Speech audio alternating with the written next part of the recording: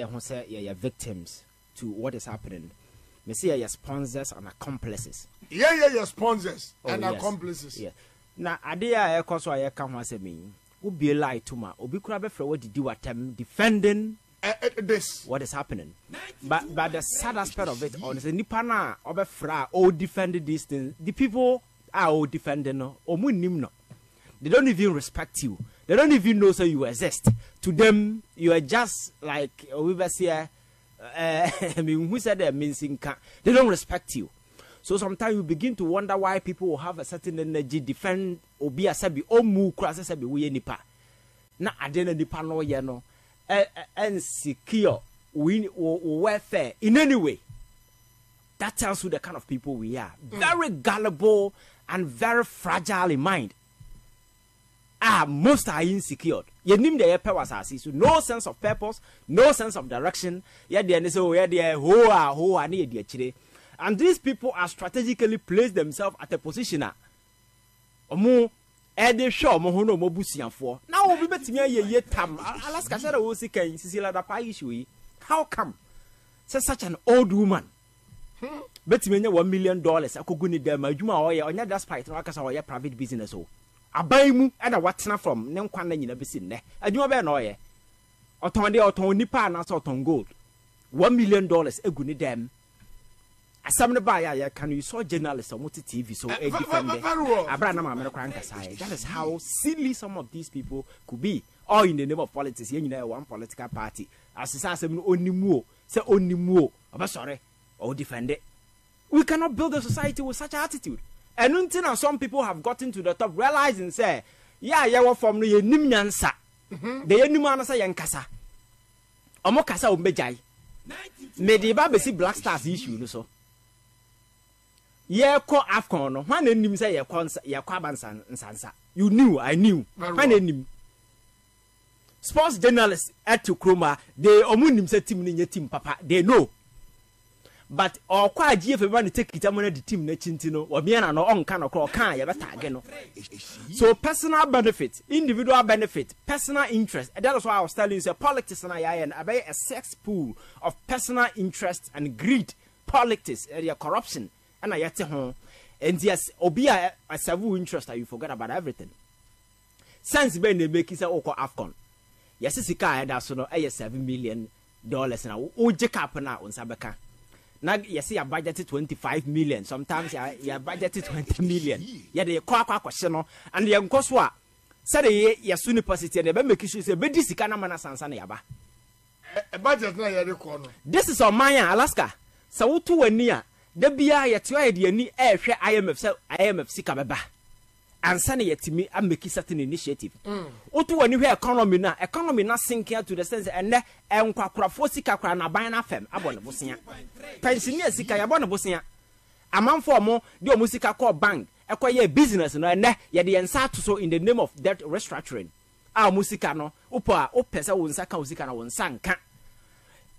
Even a bank require mistake 2 years cannot to account. No more course on Mukwako, every the police for HC Binum say, one Casa Usika Wako in the sign Fabra. Because I am mistaken, this is on my team. So justification Ben Ayawa. Say yes, Sire, who say in the name of football. Young Kwana young Kotusikan Tungun, I am when we know, say, what we need to use as Sikana, I had the Bayer. I have invested in talent. Oh, Kroma, a man for Swabaso. Are you aware? All the sports stadium now, you all Ghana had none of them and effective for any international match. Standard.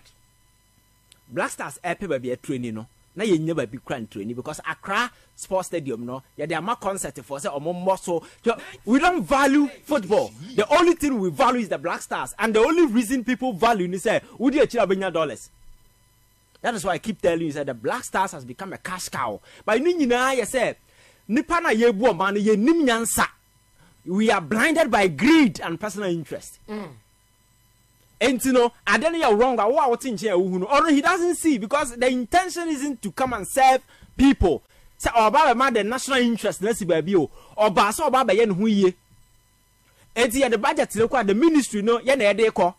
Now Alaska, how do you explain say you say the supporters ako Cote d'Ivoire? Now you send the line here $1 more.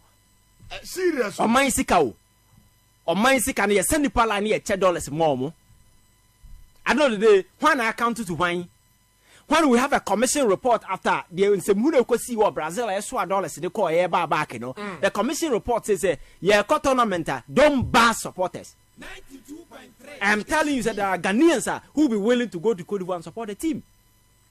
Or even if that requires just incentivize those, just give them a certain package, incentives, but it's the same people, because Sikana Bana Yakako Chadi. So they don't care whether football in Ghana a tumpon. So we have of Okuni. Or has of Okuno, a group has of Okua and Nabium. Obia Kotoko, Nikotoko, no have your local league, even in the 90s. Look at the kind of football near Bono Kruma say. Yako 2008.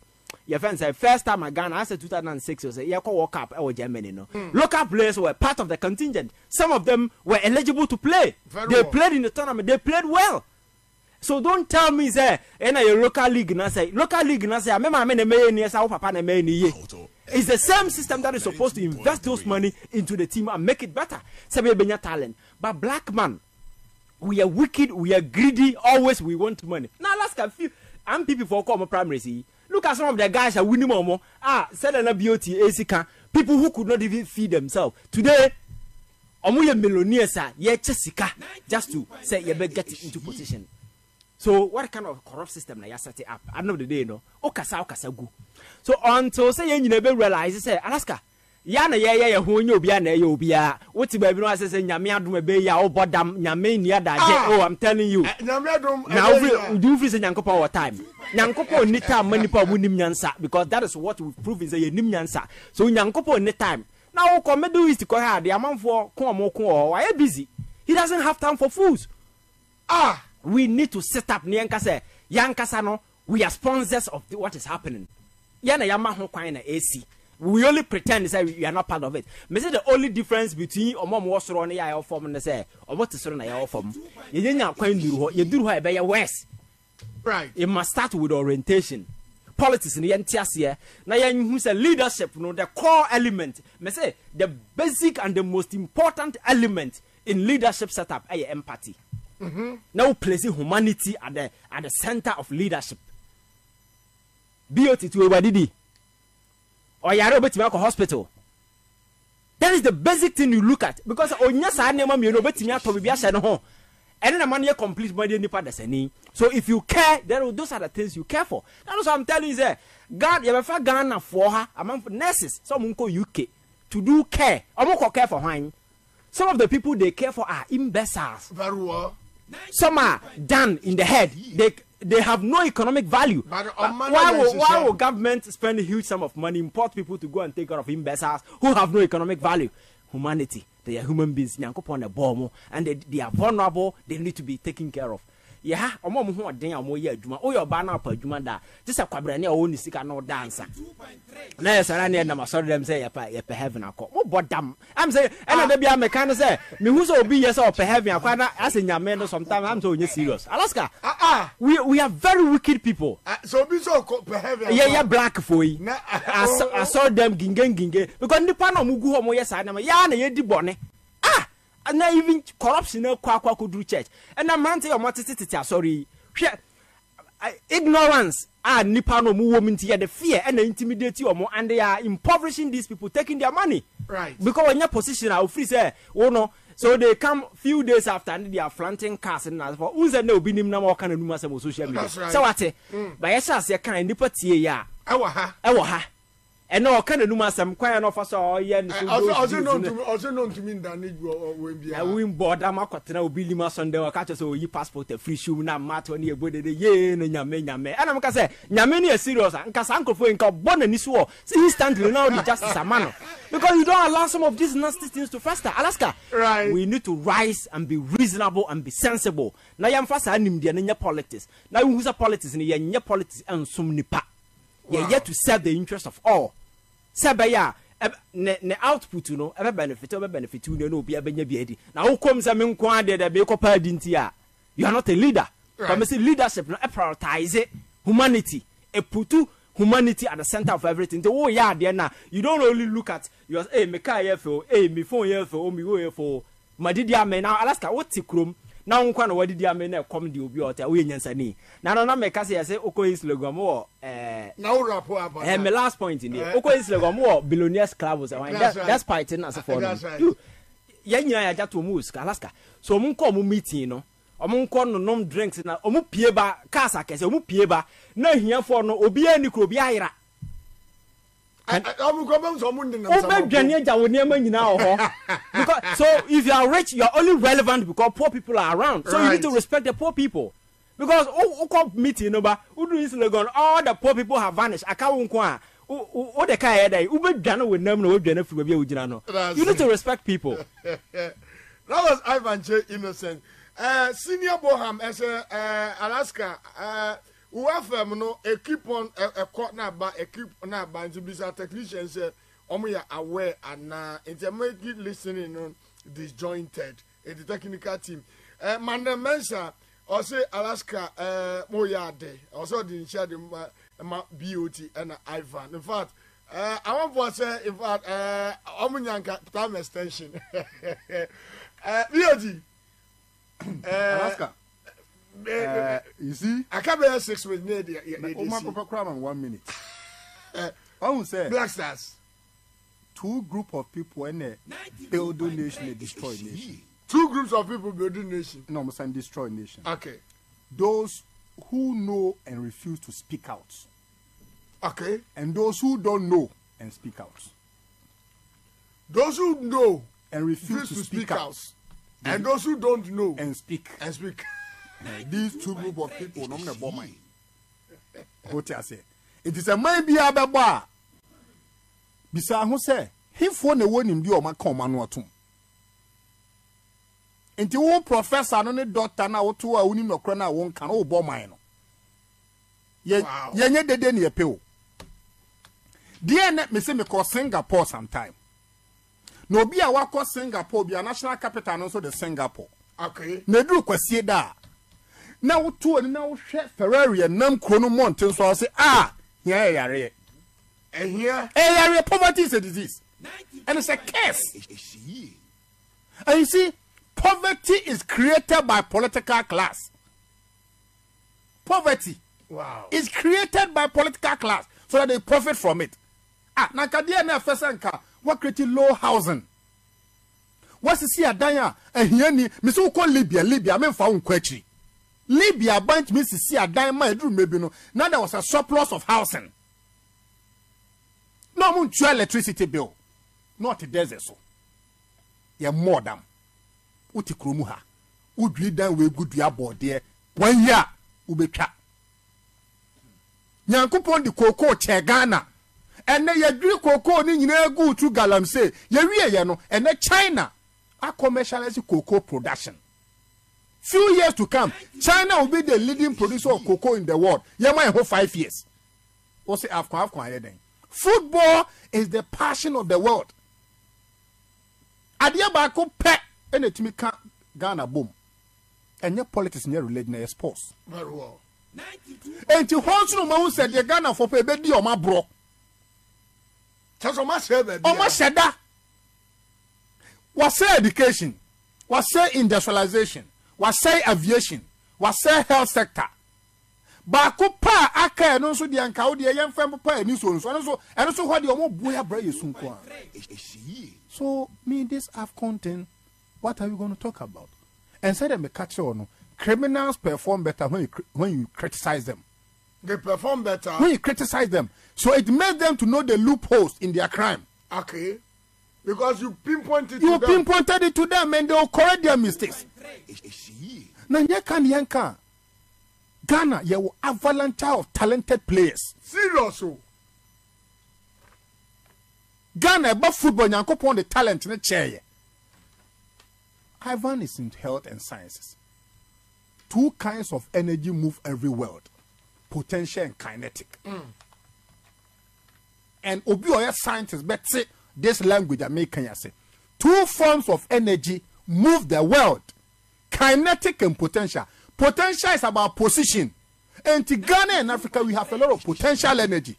I call what bio, what being hunu, I have been full. Okay? Kinetic is about movement. Kevet was not synonymous to football. Serious. But Obia will share AFCON and the quality football Kevet debo. Ombo tiki taka, tiki taka, tiki taka, tiki taka. That is leadership. A certain leader sat down. Mr. Burkina Faso, no, we have a documentary about Burkina Faso.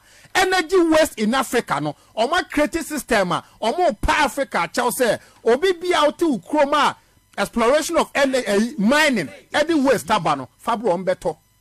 Baby, a war. Na me dem anu sin, who said, Yenum be a bahania Casania and Yenum.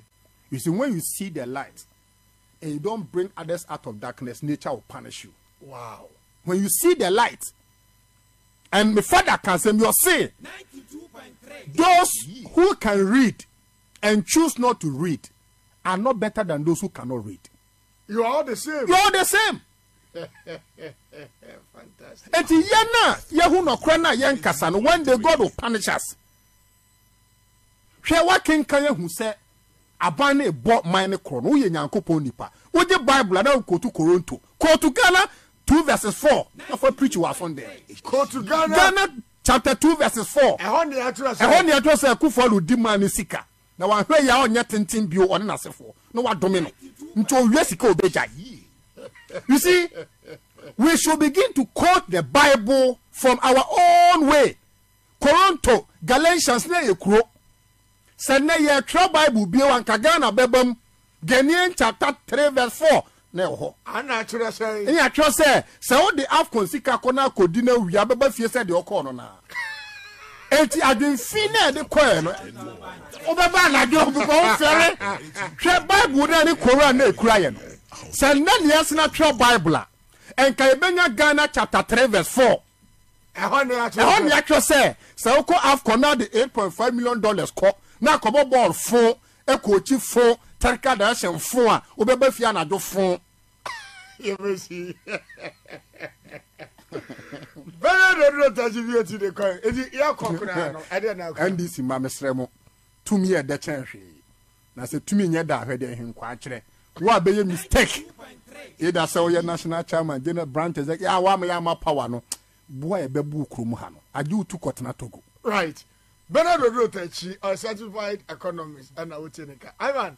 I think that some know there you can be anti. I said there was one right because the a buying Kotobe Kumba na Yakofa Besi also. So Obakaya Yako 2016 so 2020 election make sure say we are mistake na Kotoba Makufuado. Now on ma for 2020. Or we have a tombi dear didi. So I'm ready a so elections our consequences. Ghana for my identity and naho. Right, but I say Wallace anyway if you whom as in fact or enjoy show no for me family share the ma ever me guests you know honestly need the about no Patrick I as we need the about Daniel Edu osi BOT emisa bi osi agro there yensem kwa o Daniel Kwabena Asare osi catch BOT say me a journalist me work Pan African TV catch me show no obi say I love BOT and Ivan.